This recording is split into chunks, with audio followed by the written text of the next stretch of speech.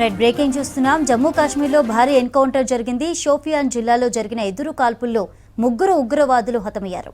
చనిపోయిన ముగ్గురు స్థానికంగా ఉన్న లష్కరే తీవ్రవాదులుగా గుర్తించాయి భద్రతా దళాలు. మొదటగా కుల్గాం ప్రాంతంలో భద్రతా బలగాలు ఉగ్రవాదులకు మధ్య కాల్పులు ప్రారంభమయ్యాయి. తర్వాత అవి షోపియాన్కు విస్తరించాయి. ఉగ్ర మూకలను మట్టుబెట్టేందుకు ఆర్మీ, పారామిలిటరీ బలగాలు కొన్ని గంటలుగా ఫైరింగ్ చేస్తున్నాయి.